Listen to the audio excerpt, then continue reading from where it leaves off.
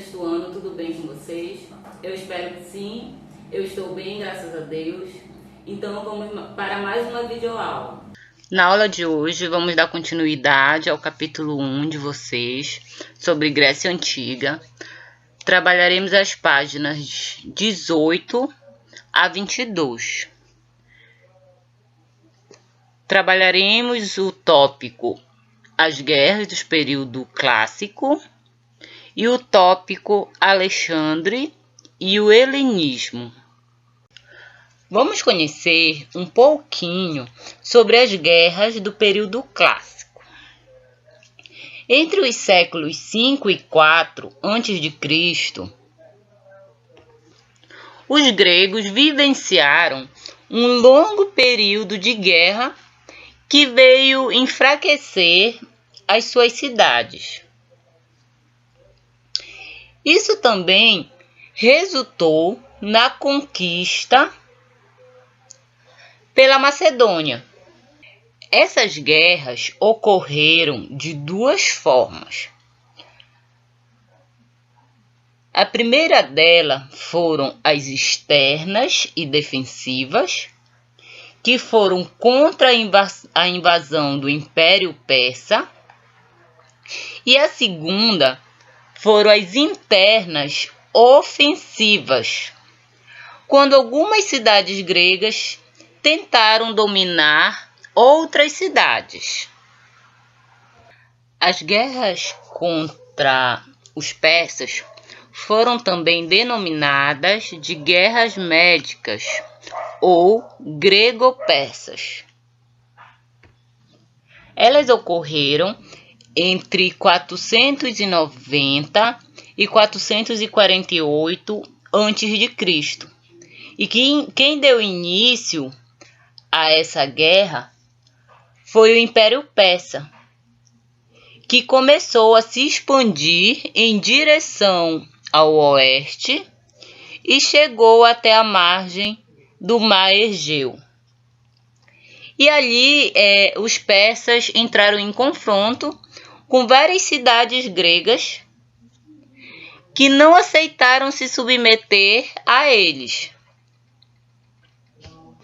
E em meio a esses embates, quem ganha destaque é Atenas, que se destaca graças ao poder de sua marinha, que derrotou a frota naval de Pérsia e assumiu uma posição de liderança que deu bastante poder a Atenas.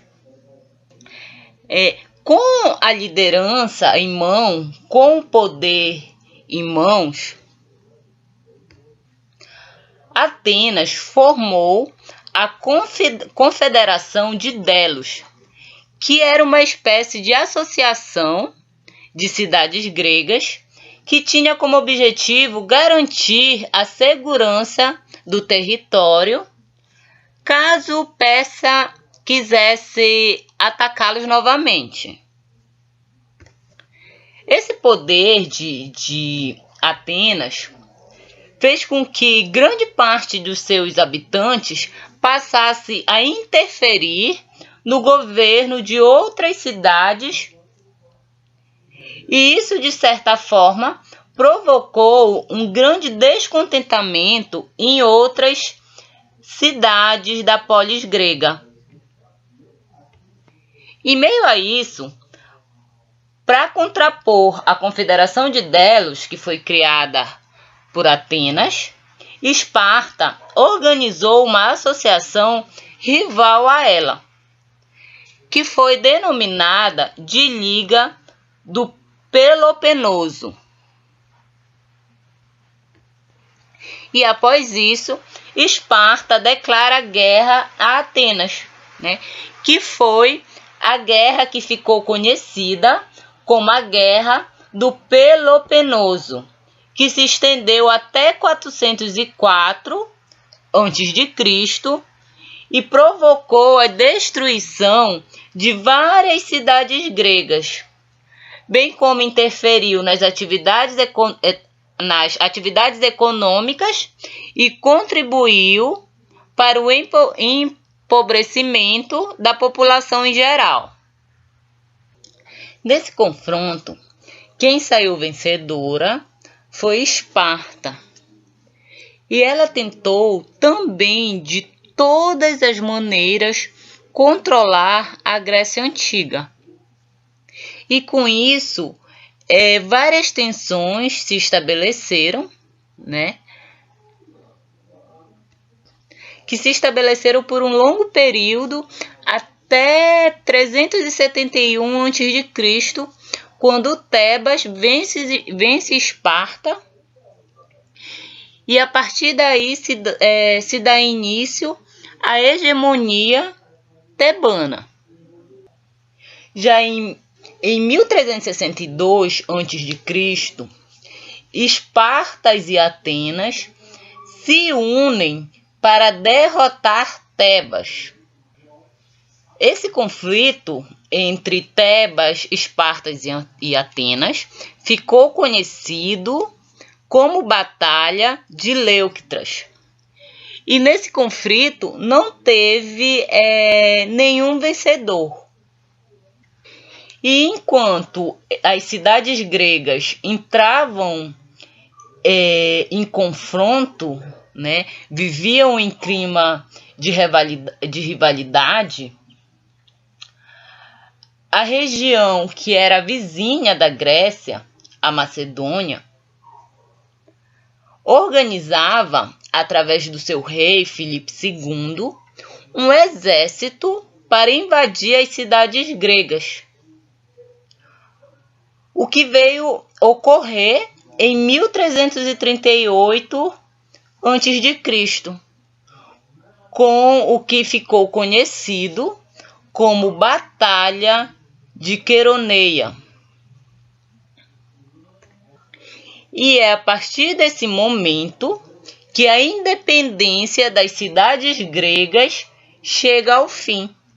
E a partir daí, a Grécia se torna parte de impérios muito maiores.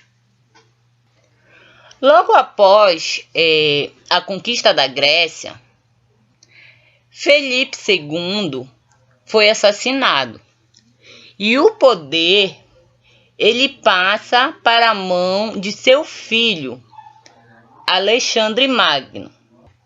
Alexandre Magno foi muito incentivado pela sua família a estudar na Grécia. E, de certa forma, se tornou um grande admirador da cultura grega.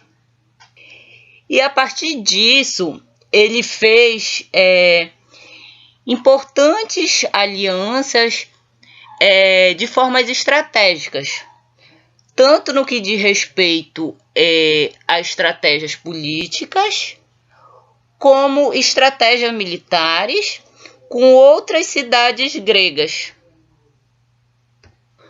o que de certa forma lhe deu condições para conquistar também a Pérsia. Alexandre Magno também conseguiu conquistar a Mesopotâmia, o Egito e parte da Índia.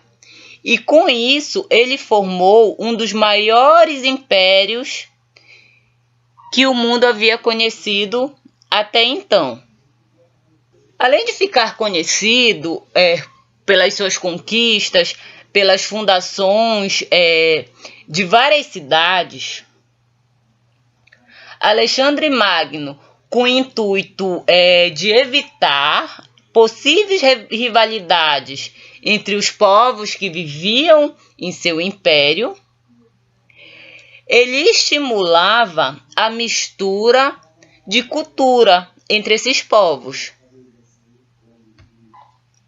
E foi em meio a isso que ele criou o que ficou conhecido como helenismo, que é uma interação entre as culturas da Grécia Antiga e as do Oriente, que foi originária do Antigo Egito, da Mesopotâmia, da Pérsia e da Índia. E essas medidas, essas tomadas de território, interações de cultura, se estenderam por todo o governo de Alexandre Magno, até que em 323 a.C. ele faleceu. E após a sua morte, ocorreu a divisão do império em vários reinos que foram controlados por antigos generais. Pouco tempo depois, essas terras elas são conquistadas pelos romanos, como nós vamos estudar mais à frente. Com isso, nós finalizamos o nosso capítulo 1 e eu deixo para vocês as atividades das páginas 20 a 22. Então é isso, pessoal. Resolva as atividades e envie para o e-mail, tá ok? Até a próxima. Fiquem com Deus.